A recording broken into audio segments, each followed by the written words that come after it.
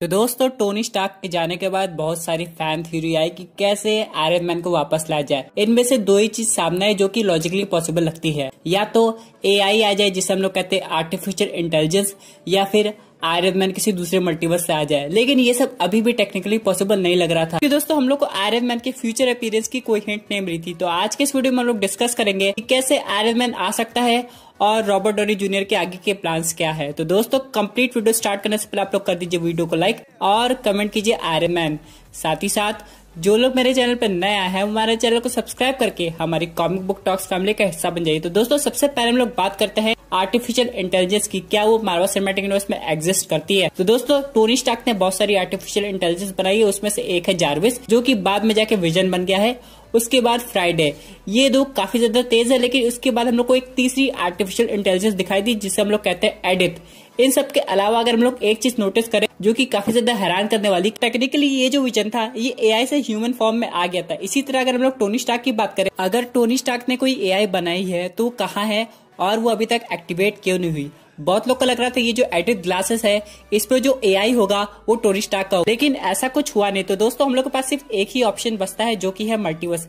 क्या हो अगर मल्टीवर्स से टोनी स्टार्क आके अपनी खुद की एक एआई बना ले। अगर इस कॉन्सेप्ट को हम लोग थोड़ा डिटेल में समझेंगे तो हम लोग को दो तरीके के दिखेंगे। पहले तो doctor strange multiverse of madness, जिसमें हम लोग को एक टीम का क्लू मिल सकता है जो कि है इल्यूमिनाटी, जिसमें टोनी स्टार्क के अलावा ब्लैक बोल्ट है, फिर प्रोफेसर एक्स है, फिर नेमर भी है। दूसरा है एवेंजर्स सीक्रेट वॉर मूवी। जी हाँ दोस्तों, सीक्रेट वॉर आप लोग जानते होंगे जिसमें अलग अलग मल्टीवर्स कोलाइड कर जाते हैं एक यूनिवर्स में, फिर वहां पे जो सुपर हीरो आते हैं और सुपर विलन्स भी आते हैं वो दूसरे यूनिवर्स के होते हैं। अगर यहाँ पे कुछ ऐसा होगा तो सीक्रेट वॉर में सबसे ज्यादा इंपॉर्टेंट कैरेक्टर होगा डॉक्टर स्ट्रेंज, जो कि टोनी स्टार्क को लाएगा। उसको लगेगा कि अगर ऐसा कुछ होने वाला है तो हम लोग को एक जीनियस माइंड की जरूरत पड़ेगी। आप लोगों ने एवेंजर्स एंड गेम में देखा होगा कि टोनी स्टार्क ने अपने आप को कई बार प्रूव किया, चाहे बात हो टाइम मशीन बनाने की या फिर बात हो अपने सैक्रिफाइस करने की, टोनी स्टार्क हमेशा आगे आया है। तो इसी तरह अगर डॉक्टर स्ट्रेंज को कोई ऐसा सुपर हीरो वापस चाहिए तो उसे एक ऑल्टरनेट यूनिवर्स खोजना पड़ेगा।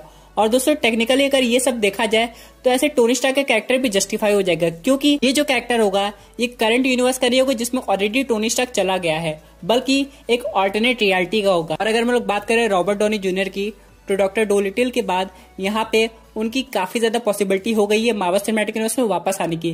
पहले उन्होंने क्लियर कह दिया था कि उनके चांसेस काफी ज्यादा कम है, लेकिन इसके बाद वो फिर से अपना इंटरेस्ट दिखा रहे इस यूनिवर्स में वापस आने का और आयरन मैन को मेंटल को फिर से अपनाने का। अब मार्वल सिनेमैटिक यूनिवर्स में दोबारा आने का उनके पास तीन ऑप्शन है। वो ओरिजिनल आयरन मैन के रूप में नहीं आ सकते, या तो वो एआई के फॉर्म में आए जैसे कि हम लोग ने एवेंजर्स एंड गेम के आखिरी वाले सीन में देखा था।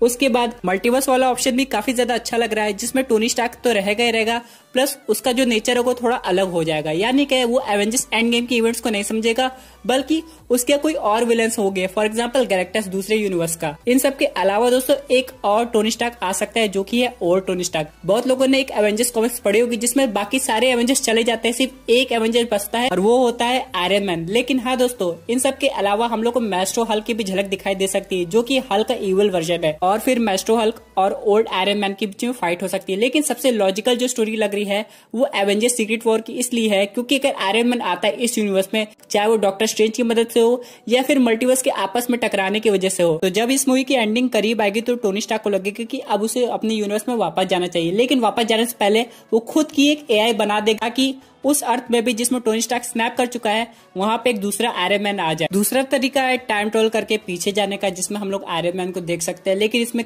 काफी ज्यादा सीजीआई का यूज होगा क्योंकि रॉबर्ट डॉनी जूनियर को फिर से डीएच करते हुए दिखाना पड़ेगा और वहाँ पे वो क्या करे ये सब दिखाना पड़ेगा। फिर एक तो और एक अल्टरनेट टाइमलाइन क्रिएट हो सकती है। वो टाइमलाइन तभी शो अप होगी जब उस टाइमलाइन का हम लोग की करंट टाइमलाइन से कोई कनेक्शन बैठता है। ये सब डॉक्टर स्ट्रेंज ही कर सकते हैं। और वैसे भी दोस्तों जब भी सिविल वॉर 2 बनेगी जिसमें iron man versus captain Marvel दिखाया गया है, तो वो हमेशा एक ऑल्टरनेट यूनिवर्स में बनेगी, क्योंकि करंट यूनिवर्स में ये कभी पॉसिबल हो नहीं सकता क्योंकि टोनी स्टार्क अब कभी वापस नहीं आने वाला। लेकिन जैसा कि एंशिएंट वन ने कहा था कि टाइम स्टोन यूज करने के बाद अलग अलग ब्रांच क्रिएट हो सकती है रियलिटी के, उसी तरह टोनी स्टार्क किसी रियलिटी में स्नैप ही नहीं किया होगा, उस रियलिटी में हो सकता है थॉर ने स्नैप किया हो या फिर कैप्टन अमेरिका ने स्नैप किया हो, या फिर एक रियलिटी ऐसी भी हो सकती है जिसमें थैनोस एग्जिस्ट ही ना करता हो। इसका मतलब ये है दोस्तों कि मल्टीवर्स ऑफ मैडनेस के बाद हम लोग को कभी न कभी आयरन मैन तो जरूर दिखेगा। दोस्तों ये थी एक अमेजिंग अपडेट जो कि रिलेटेड टू आयरन मैन से। आई होप आपको ये वीडियो पसंद आई होगी। वैसे आपके क्या व्यूज है इस पर्टिकुलर टॉपिक पे, अपने व्यूज जरूर कमेंट कीजिए। और दोस्तों अगर आप ऐसी unique super hero content enjoy करना चाहते हैं